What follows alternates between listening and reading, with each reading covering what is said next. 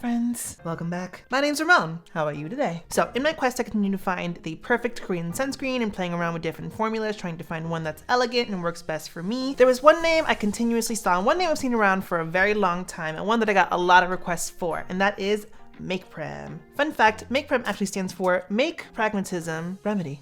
And with that said, today we're going to be trying out one of Make Prem's most popular sunscreens, their UV Defense Me Blu-ray Sun Gel SPF50 PA+++++. Also, I've been forgetting to mention this in my last few uploads, but don't forget, in my description box, I do have a link to my Patreon for a skincare plus sunscreen fund, just because I fund a lot of my sunscreen and skincare reviews for the most part out of my own pockets. I get so many requests and I want to try all the sunscreens you guys asked for, but I'm a master's student living in London, paying international student fees. I can't afford them all. So if you are able and willing to, only if you can and it's within your means, please consider donating. Again, the link's going to be in my description box. But before we get into it, I'm going to ask to hit the subscribe button and notification bell so that you know when I post more skincare, sunscreen, and Fenty related content on my channel.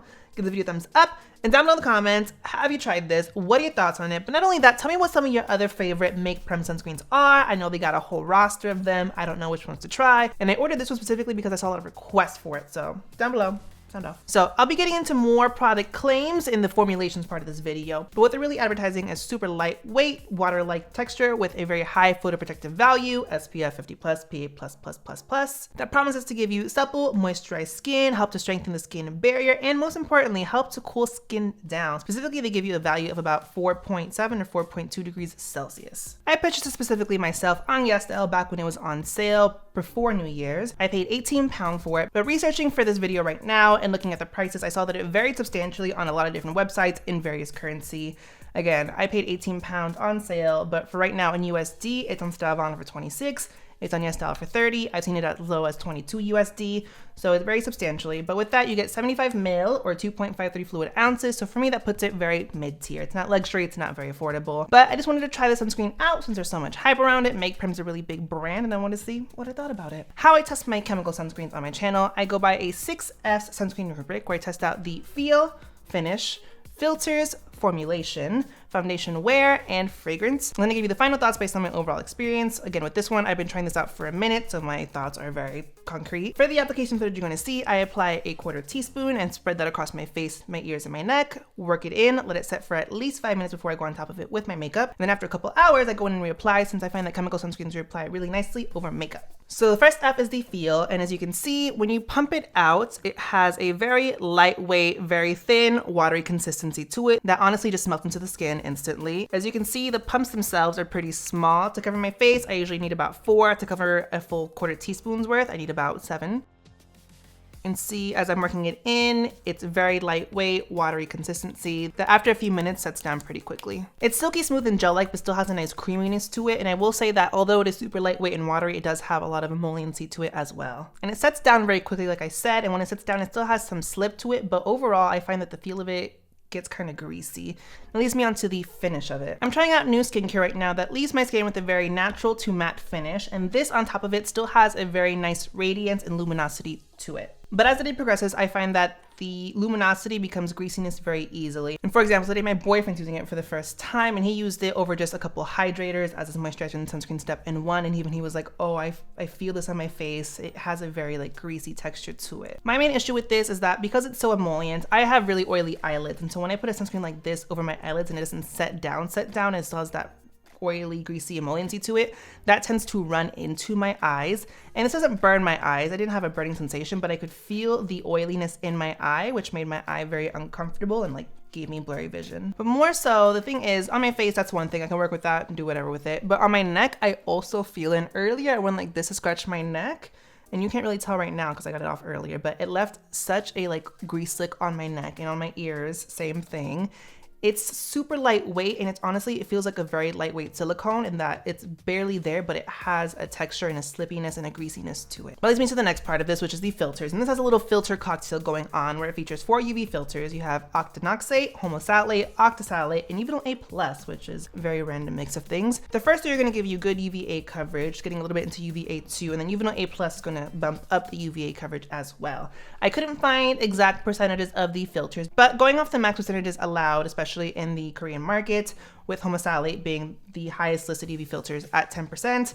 I pretty much estimate that the UV filters are somewhere in there between 2% with the Uvinol A up into about 10% with octinoxate maybe. So overall, I don't doubt that this gets to the SPF50+, PA++++ that's advertised, especially considering all the other things that are part of the sunscreen formulation. Now let's move to the next part, the formulation. Looking at the online claims and everything talked about on YesStyle and StyleVana about the sunscreen, you have a lot going on. It's Korean sunscreen. They always got a lot of botanical extracts and they got a lot of things included in their formulations. First and foremost, you got things like centella and something called Hoitunia cordata extract for soothing. You got those plus a couple other things, especially sodium ascorbyl phosphate to give you more antioxidant benefits. And sodium ascorbyl phosphate is a vitamin C derivative that mainly gives you good antioxidant and some hyperpigmentation benefits, but also is really good for acne-prone skin.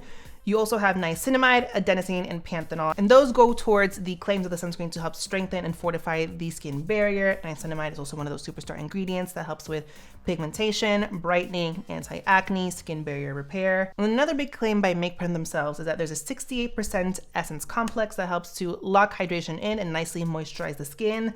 And again, there's a lot of humectants like glycerin, sodium hyaluronate. You have things like chia seeds, saccharides, other sugar-derived humectants that help to moisturize, emoliate the skin, give some inclusiveness to this. This is a very richly moisturizing texture, even though it is so lightweight, and you can really see that in how it looks on the skin, the radiance, and the overall feeling of the skin throughout the day. I never feel dry and dehydrated.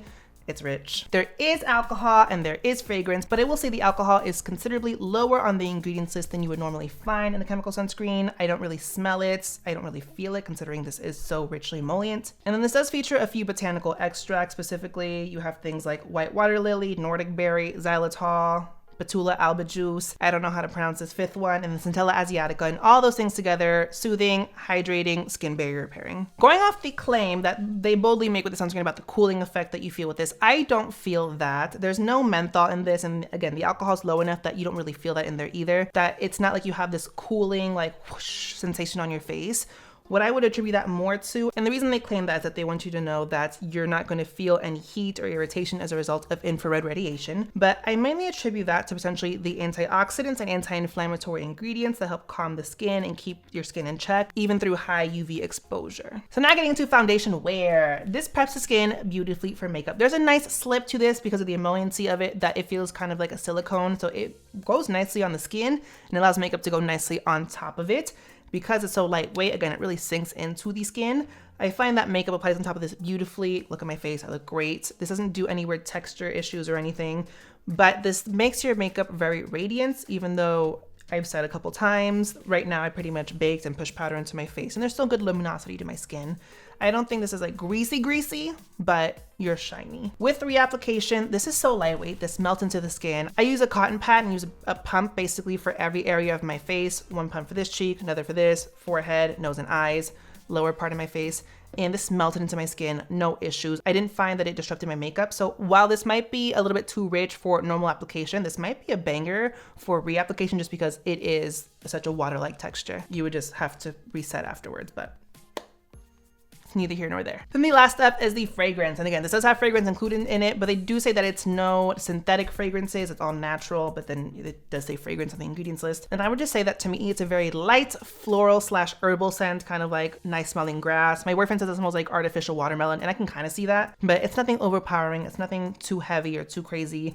Again, there's alcohol in this. You can't really tell, you don't smell it, you don't feel it. So my final thoughts on this is not for me. It's not oily skin friendly, but it's not a bad sunscreen. I'd recommend this really for normal to really dry skin types, just because it's super lightweight. You barely feel this on the skin, but it's just a little bit too emollient. You really feel the shine and then you feel the grease build up throughout the day. And what's funny is the brand themselves claim this is not greasy, and I completely disagree. They also do claim that this is a very multifunctional formula, and for that I will completely and utterly agree. There's a lot of actives in here and a lot of things that give you more than just the UV protection benefits. Again, you get crazy moisturization, you get niacinamide and anti-inflammatory and antioxidant ingredients to do a lot with protecting your skin, hyperpigmentation, skin barrier repair, brightening. I feel like if I had a different skin type and I was the kind of person that would just wash their face and go in straight with sunscreen as my all-in-one, this would be golden. If I were to compare this to anything, to me this gives complete Hydrovisor vibes in how it makes my skin look, because it makes my skin look really nice and supple and luminous, and it also gets in my eyes the same way Hydrovisor does. This doesn't burn the same way, at least to me. My boyfriend says it burns. It's very similar. Because of how much you get and the price, I could argue this is a dupe for Hydrovisor, I guess. But again, it's not the most affordable. It's very mid-tier. I got this on sale for £18, but again, it's anywhere between $20 to $30. $10 for the 75 ml. So buy at your own discretion. If you have normal to dry skin, I think this would be a banger. Again, it's not a bad sunscreen, it's just not good for me. So is this Ramon recommended? Not for me. I would give this a C+. This